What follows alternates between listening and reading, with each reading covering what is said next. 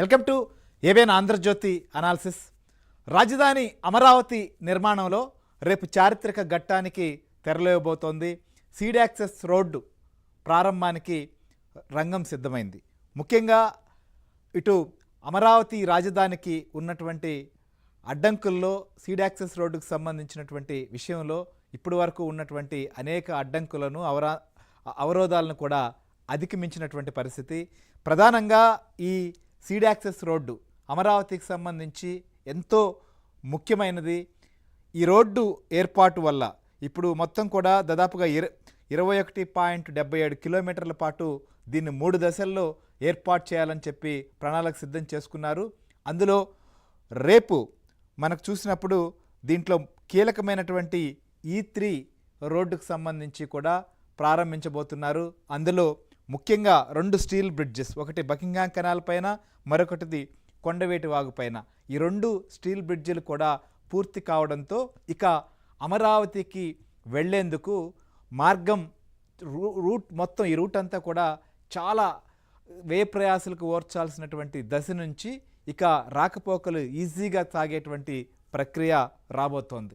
ఎందుకంటే ఇప్పుడు వరకు మనం చూసాం, ఇటు సెక్రటరేట్కి కానీ హైకోర్టుకు కావచ్చు, ఈ ప్రాంతానికి వెళ్ళాలన్నప్పుడు కొంత వన్ వేలోనే వెళ్లాల్సినటువంటి పరిస్థితి కరకట్ట మీద ఉండేది. సో ఇప్పుడు ఆ సమస్యను అధిగమించి రాకపోకలు సాగించేందుకు మార్గం మాత్రం చాలా చాలా ఫ్రీ కాబోతోంది. ఇది 3 దశల్లో కాబోతోంది. ఇక ఎలివేటర్ కారిడార్ దీనికి సంబంధించి కూడా నెక్స్ట్ ఫేజ్లో ఇది ఉండబోతోంది. సో దీనికి సంబంధించినటువంటి వర్క్ ఫేజ్ 3లో ఎలివేటెడ్ కారిడార్ ఉంటుంది.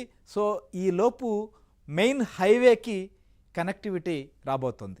ఇప్పుడు వరకు చూసినప్పుడు ఇటు విజయవాడ గుంటూరు మధ్యలో మంగళగిరికి నిరంగా మొత్తం రాకపోకలు సాగించేందుకు రూట్ క్లియర్ అయింది. సో ఇప్పుడు వరకు వచ్చినటువంటి వారందరూ కూడా కరకట్ట మీదుగా వన్ వే వెళ్ళినప్పుడు మరొక వేలో రావాల్సినటువంటి వచ్చేటువంటి వాహనాలు రావడం, ఇలాంటివన్నీ సాగుతూ వచ్చాయి. సో ఈ సమస్యకు పరిష్కారం ఒకటైతే, ఇంకోవైపు రేపు ఇటు ఎమ్మెల్యే కావచ్చు, అలానే ఎమ్మెల్సీలకు సంబంధించినటువంటి టవర్స్ కూడా అందుబాటులోకి కేటాయించేదానికి వీలుగా కీస్ కూడా హ్యాండ్ ఓవర్ చేసుకోబోతున్నటువంటి ఘట్టానికి రేపు శ్రీకారం చుట్టబోతుంది ప్రభుత్వం. ముఖ్యమంత్రి చంద్రబాబు నాయుడు రేపు కీస్ కూడా హ్యాండ్ ఓవర్ చేసుకోబోతున్నారు. తర్వాత ఎమ్మెల్యేలకు కావచ్చు, ఎమ్మెల్సీలకు వీళ్ళకి సంబంధించి టవర్స్ కూడా కేటాయించబోతున్నటువంటి పరిస్థితి. ఆల్రెడీ టవర్స్ను కూడా పరిశీలించారు. ఇంతకుముందే స్పీకర్ కూడా మాట్లాడినప్పుడు గతంలో హైదరాబాద్లో ఏ రకమైనటువంటి పరిస్థితి ఉండేది, సో కొంత అక్కడ ఉన్నటువంటి అప్పట్లో లిఫ్ట్లు కావచ్చు, ఇవన్నీ పరిమితంలో ఉన్న దానివల్ల సీనియర్లు అందరూ కింద పోర్షన్లు కావాలని అడిగేటువంటి పరిస్థితి. ఇప్పుడు అందరూ కూడా వాతావరణం కావచ్చు, టవర్సు హైటు అన్నింటినీ పరిగణలోకి తీసుకుని పైన కూడా కావాలనేటువంటి డిమాండ్ వస్తుంది అన్నట్లుగా ఆయన మాట్లాడారు. మొత్తానికైతే 9 టవర్సు. సో ఈ టవర్స్ సంబంధించి కూడా పూర్తి స్థాయిలో అందుబాటులోకి రాబోతున్నాయి. సో ఇవి కేటాయింపులు కూడా చేయబోతున్న పరిస్థితి. ఇంకొక వైపు అసెంబ్లీ సమావేశాలకు కూడా జరగబోతున్నాయి.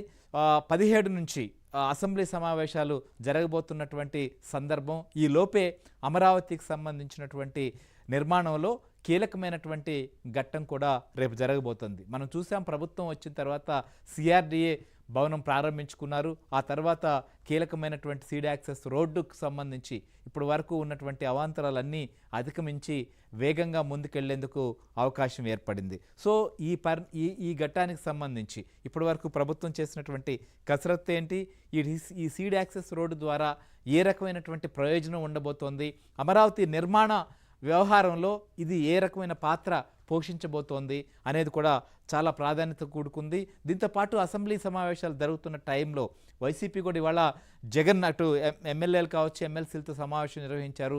వారైతే శాసనసభకు వెళ్ళే అవకాశం కనిపించట్లేదు, ఓన్లీ మండలికి మాత్రమే వెళ్ళేటువంటి పరిస్థితి ఉండబోతోంది.